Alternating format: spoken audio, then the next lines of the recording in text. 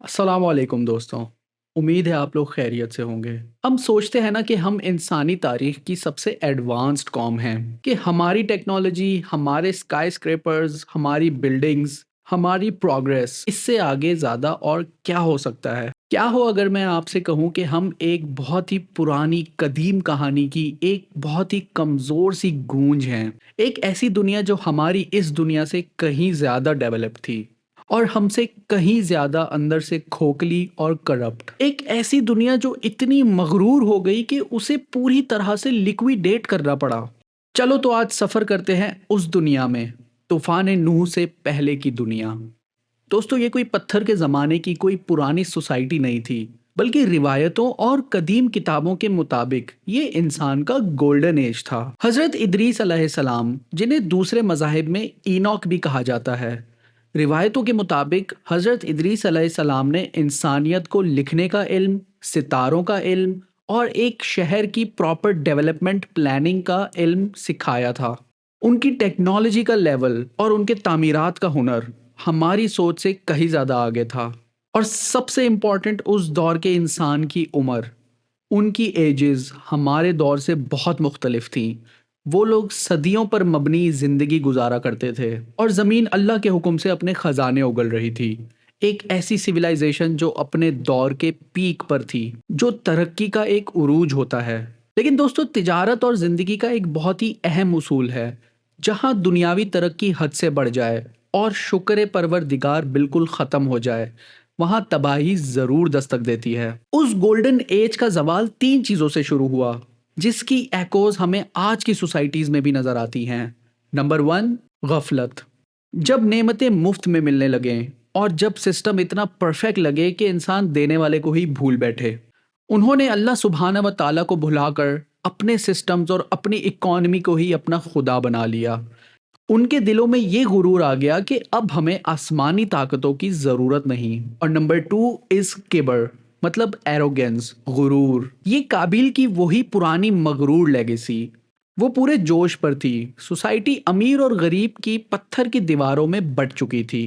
ताकतवर कमज़ोर को कीड़े मकोड़े समझता था, और कुरान उनकी साइकोलॉजी को कुछ इन अल्फाज में समझाता है। और हमने जिस बस्ती में भी कोई डराने वाला भेजा तो वहां के खुशहाल लोगों ने ये जरूर कहा कि तुम लोग जो चीज देकर भेजे गए हो हम उसको नहीं मानने के, और ये भी कहने लगे कि हम बहुत सा माल और औलाद रखते हैं और हमको अजाब नहीं होगा। और तीसरी सबसे आखिरी वजह थी फसाद, करप्शन। उन्होंने जमाने को एक अमानत नहीं, एक कमोडिटी समझना शुरू कर दिया। एक ऐसी चीज जिसे निचोड़ो, इस्तेमाल करो और फेंक दो। वो उसे एक खलीफा, एक स्टुअर्ड की तरह नहीं, बल्कि एक बेरहम मालिक की तरह चलाने लगे। और इस पूरे स्पिरिचुअल और एथिकल बैंक्रप्सी के माहौल में एक शख्स, एक अकेला शख्स 950 साल तक इस कौम को आने वाले डिफॉल्ट से खबरदार करता रहा, और वो थे हजरत नूह अलैहिस्सलाम। अब दोस्तों, यहाँ से कहानी बहुत ही गहरा और बहुत ही पुरस्कार मोड़ लेती है। उस दौर की करप्शन सिर्फ इंसानी नहीं थी, और इस बात को समझने के लिए हम एक लम्हे के लिए अपने इस्लामी दायरे से बाहर निकलकर दूसरी कदीम किताबों की तहकीक करते हैं, ताकि हम उस दौर के लोगों का माइंडसेट समझ सकें। एक बहुत ही मशहूर और बहुत ही कदीम किताब है जिसका नाम है द बुक ऑफ इनॉक, और इसे यहूदी और जो शुरुआत के ईसाई लोग थे, उन लोगों के दरमियान एक बहुत ही अहम दर्जा हासिल है। ये किताब एक ऐसी कहानी बताती है जो बहुत ही हैरान कुन है, और ये बताती है कि उस गोल्डन एज में एक अनहोली अलायंस भी बना था। इस किताब के मुताबिक फरिश्तों का एक गिरोह, जिन्हें वॉचर्स भी कहा गया है, वो ज़मीन पर उतरता है और आके इंसान की औरतों को टारगेट करता है, उनसे शादियां करता है। लेकिन यहाँ पे एक दास्तान गो की हैसियत से मेरा फ़र्ज़ है कि मैं ये नुक्ता वाजे कर दूं कि हमारे अकीदे के मुताबिक फ़रिश्तों के पास इख्तियार या फ्री विल नहीं होती। वो तो सिर्फ अल्लाह के हुक्म की इताअत करते हैं, और इस तरह का इतना अजीम गुनाह वो बिल्कुल कर ही नहीं सकते। और सख्तगीर फरिश्ते मुकर्रर हैं, वो किसी हुक्म की जो अल्लाह उनको देता है नाफरमानी नहीं करते, और जो हुक्म उनको मिलता है उसे बजा लाते हैं। तो फिर ये बुक ऑफ इनॉक में फरिश्तों की बात कहाँ से आई? शायद जिन्हें द बुक ऑफ इनॉक फरिश्ते कह रही है, दरअसल वो जिन्नात ही हों, जिनके पास असल में फ्री विल का इख्तियार मौजूद है। बिल्कुल वैसे ही जैसे इब्लीस तो एक जिन था, لیکن اسے ابھی بھی بہت سارے مذاہب میں ایک فرشتہ ہی تصور کیا جاتا ہے۔ لیکن اس بات کے قطع نظر چلیں اس کہانی کو اسی پوائنٹ آف ویو سے، اسی نظر سے دیکھتے ہیں جیسے اس دور کے لوگ دیکھا کرتے تھے، تاکہ ہم ان کی فساد کی گہرائی کو سمجھ سکیں۔ دا بک آف اینوک کے مطابق یہ صرف ایک جنسی گناہ نہیں تھا، بلکہ یہ ایک کازمک کرائم تھا، ایک ایسی ڈیل تھی کہ جس نے انسان کے پورے آپریٹنگ سسٹم کو ہی کرپٹ کر دیا۔ آئے تو پھر اس کے کلازز دیکھتے ہیں۔ Number 1 is the objectification of woman. یہ عورت پہ ہونے والے ایک سسٹمیٹک جرم کی ابتدا تھی۔ ان واچرز نے عورت کو صرف ایک آبجیکٹ آف ڈیزائر کی طرح ٹریٹ کیا، ایک پارٹنر کی طرح نہیں۔ اور پھر انہوں نے عورتوں کو فاربیڈن آرٹ سکھائے، میک اپ کا استعمال، زیورات پہننا اور اپنے جسم کی نمائش کرنا۔ انہوں نے ایک ایسی وینٹی مارکیٹ کریٹ کی جہاں پہ عورت کی قیمت اس کی سیرت سے ہٹ کر اس کی فزیکل ظاہری صورت پر آ گئی۔ اور یہ تھا دا ان ایتھیکل ٹیکنالوجی ٹرانسفر۔ ان واچرز نے انسان کو ہر قسم کا فاربیڈن نالج دیا، جیسے کہ انہوں نے انسان کو ہتھیار بنانا سکھایا، انہوں نے انسان کو جادو ٹونا اور دھوکہ بازی کے سارے سیکرٹس بتائے۔ انہوں نے ایک ایسی نالج اکانومی بنائی کہ جس کی بنیاد انسان کی بھلائی پر نہیں، اس کی تباہی پر تھی۔ یہ ایک طرح کا ان ایتھیکل فورن انویسٹمنٹ تھا، جہاں ایک ایڈوانس سویلائزیشن نے اپنے فائدے کے لیے ایک ڈیولپنگ سویلائزیشن کو تباہ کن ٹیکنالوجی دے دی۔ اور یہ تھا the bird of the hybrid elite, جسے نیفیلیم بھی کہا جاتا ہے۔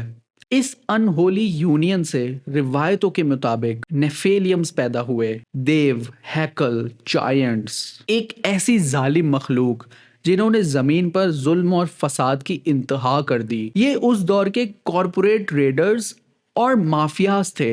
ان کے پاس انسانوں جیسی خواہشات تھیں لیکن فرشتوں جیسی طاقت، اور اس ڈیڈلی کمبینیشن نے انہیں زمین کا سب سے بڑا پریڈیٹر بنا دیا، ایک ایسا شکاری جو اپنے شکار کو ہاتھ سے جانے نہیں دیتا۔ تو ذرا اب اس کانٹیکسٹ کے اندر نوح علیہ السلام کی لڑائی پر دوبارہ نظر دوڑائیں۔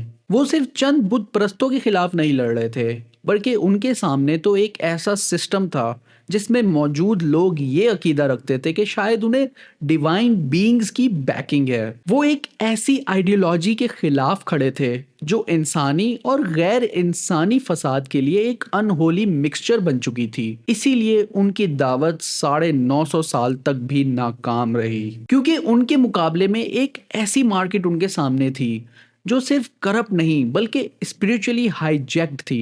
یہ ایک اکیلے ایماندار سی ای او کی لڑائی تھی، ایک ایسی مارکیٹ کے خلاف جو اپنی روح بیچ چکی تھی۔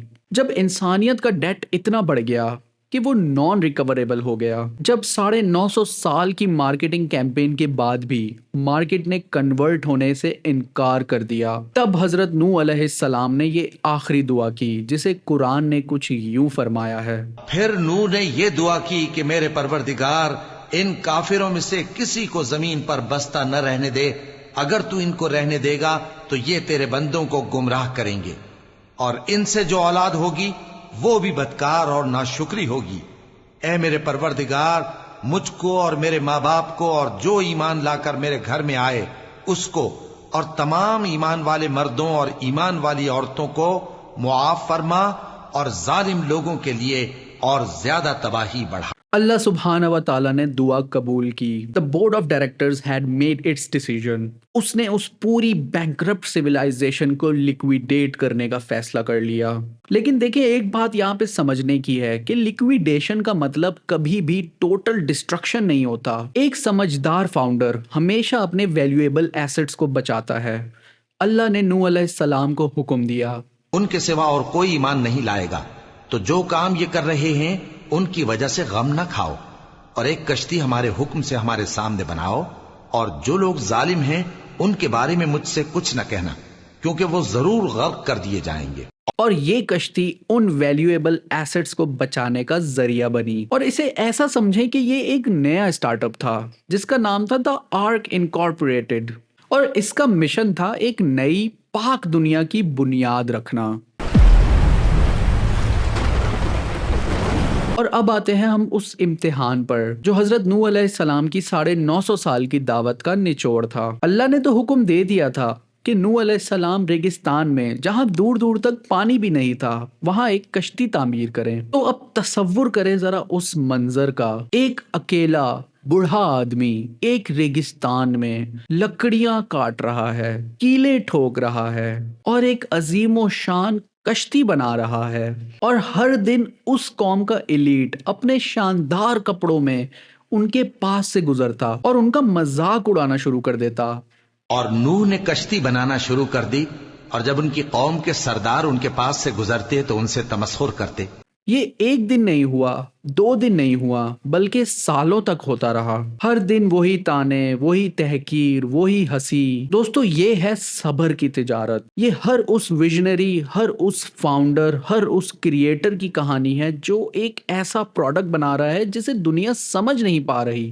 آپ ایک ایپ بنانے کی کوشش کر رہے ہیں جو لوگوں کی مدد کرے گی، لیکن انویسٹر آپ پہ ہنس رہے ہیں. آپ ایک کتاب لکھ رہے ہیں جو سچائی بیان کرے گی، لیکن پبلشر اسے چھاپ نہیں رہے. آپ ایک ایتھیکل بزنس سٹارٹ کرنا چاہ رہے ہیں، لیکن آپ کے دوست آپ کا مذاق اڑاتے ہیں کہ یہ آج کے دور میں اس کرپٹ سسٹم میں یہ فیل ہو جائے گا. اور اس لمحے میں ہمت ہار دینا بہت آسان ہوتا ہے، لیکن حضرت نوح علیہ السلام نے ہمیں سکھایا کہ ایک مومن کا صبر اس کے رب پر یقین سے پیدا ہوتا ہے. اور ان مذاق اڑانے والوں کو جو نوح علیہ السلام کا جواب ہے نا، وہی ان کے یقین کا ثبوت ہے، جسے قرآن میں کچھ اس طریقے سے بیان کیا گیا ہے. وہ کہتے کہ اگر تم ہم سے تمسخر کرتے ہو تو جس طرح تم ہم سے تمسخر کرتے ہو اسی طرح ایک وقت ہم بھی تم سے تمسخر کریں گے، اور تم کو جلد معلوم ہو جائے گا کہ کس پر عذاب آتا ہے جو اسے رسوا کرے گا. انہیں اس بات کا یقین تھا کہ وہ پاگل نہیں ہیں، بلکہ پاگل تو وہ لوگ ہیں جو آنے والے طوفان کو دیکھ نہیں پا رہے. انہیں آؤٹ کم کے اوپر اتنا یقین تھا کہ وہ پریزنٹ کی جتنی بھی تکلیفیں تھیں انہیں برداشت کرتے رہے، کیونکہ وہ اپنی ترقی کے ببل میں اتنے اندھے ہو چکے ہیں کہ انہیں لگتا ہے کہ they are too big to fail. نوح علیہ السلام کی کشتی صرف لکڑی سے نہیں بنی تھی، وہ صبر، یقین اور توکل کی مٹیریل سے بنی تھی. اور یہی وہ مٹیریلز ہیں جو ایک اسٹارٹ اپ کو آنے والے ہر طوفان سے بچا لیتے ہیں. تو دوستو اب کشتی تیار تھی، اور نوح علیہ السلام نے اپنے ویلیویبل ایسٹس مطلب ایمان والے لوگ، اپنی کور ٹیم اور ہر جاندار کے جوڑے کو ایک کشتی پر سوار کر لیا. اور ان کی قوم ابھی بھی مذاق اڑا رہی تھی. دیکھو اس پاگل کو، اپنے زو کے ساتھ اس ریگستان میں کشتی چلا رہا ہے. اور پھر آسمان نے رنگ بدلا. یہ کوئی عام بارش نہیں تھی دوستو، یہ نیچر کا بورڈ میٹنگ تھا، جہاں آسمان اور زمین دونوں نے مل کر اس کرپٹ کارپوریشن آف ہیومینٹی کے خلاف ووٹ آف نو کانفیڈنس پاس کر دیا تھا. اور قرآن اس منظر کی ایسی تصویر کشی کرتا ہے کہ عقل حیران ہو جاتی ہے. ہمارا حکم آ پہنچا اور تنور جوش مارنے لگا، تو ہم نے نوح کو حکم دیا کہ ہر قسم کے پالتو جانوروں میں سے جوڑا جوڑا یعنی ایک ایک نر اور ایک ایک مادہ لے لو، اور جس شخص کی نسبت حکم ہو چکا ہے کہ ہلاک ہو جائے گا اس کو چھوڑ کر اپنے گھر والوں کو اور جو ایمان لایا ہو اس کو کشتی میں سوار کر لو. اور ان کے ساتھ ایمان بہت ہی کم لوگ لائے تھے.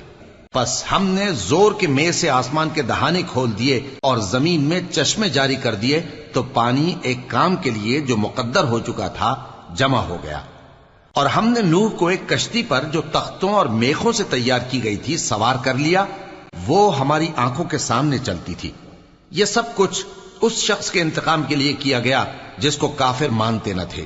ایک تندور، ایک اوون جو آگ کی جگہ ہوتی ہے، حتیٰ کہ وہاں سے بھی پانی ابل پڑا. آگ اور پانی، دو اپوزٹ فورسز ایک ہو گئی. فزکس کے سارے قوانین سسپینڈ کر دیے گئے. یہ صرف کوئی عام فلڈ نہیں تھا، یہ ٹوٹل لیکویڈیشن تھا. آسمان اور زمین جن کو انسان نے مل کر اپنی غفلت اور فساد سے پولیوٹ کر دیا تھا، انہی دونوں نے مل کر اللہ کے حکم سے اس پوری سیویلائزیشن کو غرق کر دیا. یہ ایک ہاسٹائل ٹیک اوور تھا. جب ایک سبسیڈری کمپنی یعنی انسانیت اپنی پیرنٹ کمپنی یعنی کہ نیچر، ارتھ کی ریسورسز کو اتنا ایکسپلائٹ کر لیتی ہے کہ پیرنٹ کمپنی خود ہی بینکرپٹ ہونے لگے، تب بورڈ آف ڈائریکٹرز وہ ہمیشہ انٹروین کر کے کرپٹ مینجمنٹ کو فائر کر دیتا ہے اور ایک نئی ایتھیکل مینجمنٹ کو ان کی جگہ انسٹال کیا جاتا ہے تاکہ دونوں کمپنیز مل کے بیلنس کے ساتھ سروائیو کر سکیں۔ اور آج ہزاروں سال کے بعد بھی ہم انہی پیٹرنز کو دہرا رہے ہیں۔ ہم زمین کے ساتھ انفیئر ٹریڈ پریکٹس کر رہے ہیں، ہم فاسل فیولز جلا کر ایٹماسفیئر میں ایک ایسا کاربن ڈیٹ جمع کر رہے ہیں جسے ہم کبھی چکا نہیں سکتے، ہم پلاسٹک کے کچرے کو سمندر میں پھینک کر مرین ایکو سسٹم کو تباہ کر رہے ہیں، اور ہم ڈیفارسٹریشن کے ذریعے زمین کے لنگز کو کاٹ رہے ہیں۔ آج کے دور کے ایکسٹریم ویدر ایونٹس، یہ سپر سٹارمز، یہ وائلڈ فائرز، یہ پینڈیمکس، یہ ریسورس وارز، آخر یہ سب کیا ہے؟ یہ نیچر کی طرف سے بھیجے گئے پیمنٹ ریمائنڈرز ہیں۔ طوفان نوح ہمیں یہ سبق سکھاتا ہے کہ زمین کی ایک کریڈٹ لمٹ ہوتی ہے۔ آپ اس کے ریسورسز کو بے دردی سے ایکسپلائٹ کرتے جائیں گے تو ایک دن نیچر آپ کے اکاؤنٹ کو لیکویڈیٹ کر دے گی۔ طوفان نوح صرف ایک واقعہ نہیں ہے، بلکہ یہ تو پوری انسانیت کے لیے ایک وارننگ ہے، جو آسمان اور زمین پر آج بھی لکھی ہوئی ان عقل رکھنے والوں کے لیے نشانی ہے۔ لیکن دوستو، اس عظیم تباہی کے بیچ ایک بہت ہی پرسنل ٹریجڈی بھی جنم لے رہی تھی۔ طوفان عروج پہ تھا، لہریں پہاڑوں جیسی بلند ہو رہی تھی اور نوح علیہ السلام کی کشتی اللہ کے حفاظت میں ان لہروں پر تیر رہی تھی۔ اب حضرت نوح علیہ السلام کی نظر پڑی اپنے بیٹے پر، ان کا ایک بیٹا جو اپنے والد کے کہنے پر ایمان نہ لایا، پانی میں ڈوب رہا تھا کسی اونچی جگہ کی تلاش میں۔ یہاں ایک نبی کی رسپانسبلٹی اور ایک باپ کی محبت کا بہت ہی اعلیٰ امتحان ہوا، جس میں نوح علیہ السلام کے اندر کا باپ پکار اٹھا۔ انہوں نے اپنے پروردگار سے ایک آخری اپیل کی۔ یہ ایک سی ای او کی آخری کوشش تھی اپنے ریبیلیس سن کو ایک سنکنگ کمپنی سے بچانے کی۔ اور وہ ان کو لے کر طوفان کی لہروں میں چلنے لگی۔ لہریں کیا تھیں؟ گویا پہاڑ تھے۔ اس وقت نوح نے اپنے بیٹے کو جو کشتی سے الگ تھا پکارا کہ بیٹا ہمارے ساتھ سوار ہو جا اور کافروں میں شامل نہ ہو۔ یہ ایک انویٹیشن تھا کہ اب بھی وقت ہے، آ جا میرے ساتھ اس نجات کی کشتی پر سوار ہو جا۔ لیکن جو ان کے بیٹے کا جواب تھا وہ اس پوری سویلائزیشن کے غرور کا ایک آئینہ تھا۔ اس نے اپنی ٹیکنالوجی، اپنی اسٹرینتھ اور اپنی پلاننگ پر بھروسہ کیا۔ اس نے کہا کہ میں ابھی کسی پہاڑ کی پناہ لے لوں گا جو مجھے اس اونچی لہروں سے بچا لے گا۔ اس نے کہا کہ میں ابھی پہاڑ سے جا لگوں گا، وہ مجھے پانی سے بچا لے گا۔ یہی ہے وہ ہر اس ایک سیلف میڈ انسان کی غلط فہمی۔ وہ سوچتا ہے کہ اس کی اپنی اسٹریٹجی، اس کی اپنی پلاننگ اسے ہر طوفان سے بچا لے گی، اسے ڈیوائن انٹرونشن کی ضرورت ہی نہیں۔ اور نوح علیہ السلام نے ایک آخری دفعہ ایک درد بھری آواز میں اسے حقیقت بتائی۔ فرمایا کہ آج اللہ کے عذاب سے کوئی بچانے والا نہیں اور نہ کوئی بچ سکتا ہے مگر وہی جس پر اللہ رحم کرے۔ اتنے میں دونوں کے درمیان لہر حائل ہو گئی اور وہ ڈوب کر رہ گیا۔ اب تصور کریں اس باپ کے دل کا حال، اپنے ہی سامنے اپنے ہی خون کو ڈوبتے ہوئے دیکھنا۔ نوح علیہ السلام نے اپنے انسانی جذبات میں مجبور ہو کر اپنے پروردگار سے دعا کی۔ اور نوح نے اپنے پروردگار کو پکارا اور کہا کہ پروردگار، میرا بیٹا بھی میرے گھر والوں میں ہے، تو اس کو بھی نجات دے، تیرا وعدہ سچا ہے اور تو بہترین حاکم ہے۔ اور اللہ سبحانہ و تعالیٰ کا جواب اس داستان کا سب سے بڑا، سب سے سخت اور سب سے اہم ثبوت ہے۔ اللہ نے فرمایا کہ اے نوح، وہ تیرے گھر والوں میں نہیں ہے، وہ تو سراسر بد عمل ہے، تو جس چیز کی تم کو حقیقت معلوم نہیں اس کے بارے میں مجھ سے درخواست ہی نہ کرو، اور میں تم کو نصیحت کرتا ہوں کہ نادان نہ بنو۔ یہ ایک کاسمک ڈیکلیریشن تھا، ایک عظیم پالیسی چینج۔ اللہ نے نوح علیہ السلام کو اور قیامت تک آنے والی ہر نسل کو بتا دیا کہ میری کمپنی میں نیپوٹزم نہیں چلتی۔ اللہ سبحانہ و تعالیٰ کے نزدیک اصلی رشتہ خون کا نہیں بلکہ اعمال اور ایمان کا ہے۔ آپ کا بیٹا، آپ کا سگا خون بھی اگر کافر ہے تو وہ آپ کے اسپریچول فیملی ممبرز میں نہیں ہے۔ اور حضرت سلمان الفارسی جو ایران کے ایک اجنبی تھے، ان کے بارے میں رسول اللہ صلی اللہ علیہ وآلہ وسلم نے فرمایا کہ سلمان ہماری اہل بیت میں سے ہے۔ اور یہ کہانی ہر اس باپ کے لیے ہے جو اپنی اولاد کی دنیاوی سکسیس کے لیے تو دن رات ایک کر دیتا ہے لیکن ان کی روحانی تربیت سے غافل رہتا ہے۔ یہ ہمیں بتاتی ہے کہ آپ اپنی اولاد کو دنیا کی ہر انہیریٹنس دے سکتے ہیں، لیکن اگر آپ نے انہیں ایمان کی وراثت نہیں دی تو وہ آخرت کی بیلنس شیٹ پر بینکرپٹ ہو جائیں گے۔ نوح علیہ السلام نے اپنا بیٹا کھویا، لیکن انہوں نے اور ہم سب نے ایک سبق سیکھا کہ اللہ سبحانہ و تعالیٰ کی مارکیٹ میں آپ کی کرنسی آپ کی بلڈ لائن نہیں بلکہ آپ کا بلیو ہے۔ اور جب اب طوفان تھم گیا اور نوح علیہ السلام کی کشتی جودی پہاڑ پر رکی، تب اللہ تعالیٰ نے حکم دیا، اور حکم دیا گیا کہ اے زمین اپنا پانی نگل جا اور اے آسمان تھم جا، اور پانی خشک ہو گیا اور کام تمام کر دیا گیا، اور کشتی کوہ جودی پر جا ٹھہری، اور کہہ دیا گیا کہ بے انصاف لوگوں پر لعنت۔ حکم ہوا کہ نوح ہماری طرف سے سلامتی اور برکتوں کے ساتھ جو تم پر اور تمہارے ساتھ کی جماعتوں پر نازل کی گئی ہیں اتر آؤ۔ یہ ایک نئی پاک صاف دنیا کا آغاز تھا۔ اس نئی دنیا کی اکانومی کا بزنس پلان بہت سمپل تھا، ایمان، شکر اور عدل۔ لیکن دوستو، یہاں پہ ایک بہت ہی اہم سوال پیدا ہوتا ہے کہ یہ عظیم طوفان، یہ تباہی، کیا اس کی کہانی صرف قرآن اور دیگر ابراہیمی مذہب میں ہی ملتی ہے، یا اس کی گونج اور بھی زیادہ وسیع ہے اور یہ پوری انسانیت کی یادداشت میں کہیں محفوظ ہے؟ اور اس کا جواب بھی بہت زیادہ حیران کن ہے۔ سب سے قدیم اور سب سے مشہور کہانی ہمیں نوح علیہ السلام کے اپنے علاقے میسوپوٹیمیا سے ملتی ہے، دا ایپک آف گلگمیش۔ آرکیولوجیکلی دریافت کیا گیا بہت ہی ایک قدیم ٹیبلٹ، جس کو تحریر کرنے والا اتنا پشتم نام کا ایک آدمی بتاتا ہے کیسے دیوتاؤں نے انسانیت کے شور سے تنگ آ کر انہیں تباہ کرنے کا فیصلہ کیا، لیکن ایک دیوتا نے اسے خبردار کیا اور ایک بہت ہی بڑی کشتی بنانے کا حکم دیا کہ جس میں وہ اپنے پریوار اور جانوروں کے ہر جوڑے کو سوار کر لے۔ بارش ہوئی، طوفان آیا، سب کچھ ڈوب گیا، اور تب اس کی کشتی ایک پہاڑ پہ جا کے رکی۔ Sound familiar, right?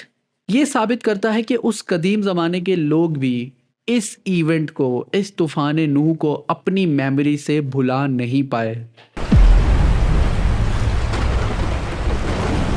ہندو دھرم کی قدیم کتابوں میں منو نام کا ایک انسان ملتا ہے جسے ان کے مذہب میں انسانیت کا باپ سمجھا جاتا ہے۔ ایک دن جب وہ ندی کے کنارے میں ہاتھ دھو رہے تھے تو ایک مچھلی ان کے پاس آئی اور اس نے اپنی حفاظت کی درخواست ان سے کی۔ منو نے اسے پالا اور وہ مچھلی بڑی ہو گئی۔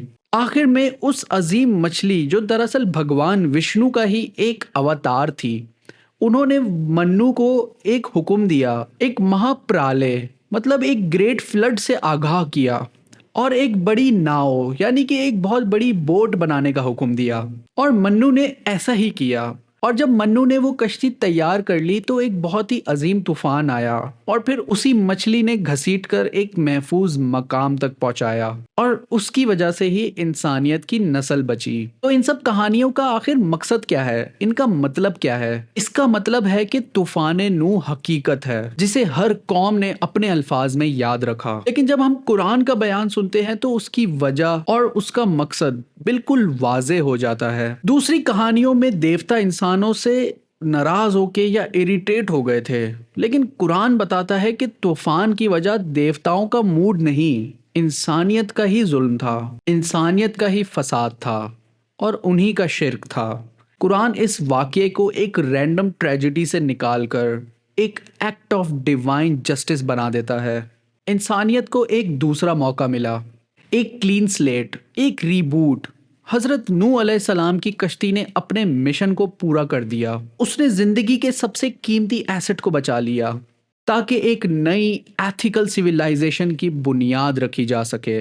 لیکن افسوس دوستو، انسان کی فطرت میں ہمیشہ بھولنا لکھا ہے۔ قرآن ہمیں بتاتا ہے اور تاریخ بھی گواہ ہے کہ حضرت نوح علیہ السلام کی نسلوں سے ہی آگے چل کر عاد اور سمود جیسی قومیں آئیں، پھر اسی سے نمرود آیا اور فرعون آیا۔ آہستہ آہستہ انسان نے پھر سے وہی غلطیاں دہرانا شروع کر دی۔ انہوں نے زمین میں بکھری ہوئی نعمتوں کو دیکھ کر نعمت دینے والے کو پھر سے بھلا دیا۔ وہی بوم اینڈ بسٹ کا سائیکل، وہی عروج اور زوال کی کہانی پھر سے شروع ہو گئی، اور وہی پیٹرن آج تک جاری ہے۔ تو اس پوری داستان، اس عظیم لیکویڈیشن کا آخری سبق کیا ہے؟ آج کے اس ڈیجیٹل طوفان میں جہاں ہر طرف غفلت، غرور اور فساد کی لہریں اٹھ رہی ہیں، ہم اپنی نجات کی کشتی، اپنی پرسنل آرک कैसे बनाएं। तूफान नूह हमें सबक देता है कि आफियत और अदल पर मबनी एक सोसाइटी लंबे अरसे तक सरवाइव कर सकती है। ग्रीड, एक्सप्लॉयटेशन और गुरूर पर मबनी हर बबल इकोनॉमी का अंजाम तबाही है, चाहे वो हजरत नूह अलैहिस्सलाम के दौर की गोल्डन एज हो या आज के दौर की डिजिटल एज। हर दौर में अल्लाह अपने बंदों को चॉइस देता है। एक तरफ है वो मेजॉरिटी जो दुनिया की चमक धमक में डूबी हुई है, जो कहती है हम टू बिग टू फेल हैं, हमें अजाब आ ही नहीं सकता। और दूसरी तरफ एक अकेले नूह अलैहिस्सलाम जो अपने आने वाले तूफान को देख सकते हैं और खामोशी से लोगों के तानों के बावजूद अपनी निजात की कश्ती तामीर कर रहे होते हैं।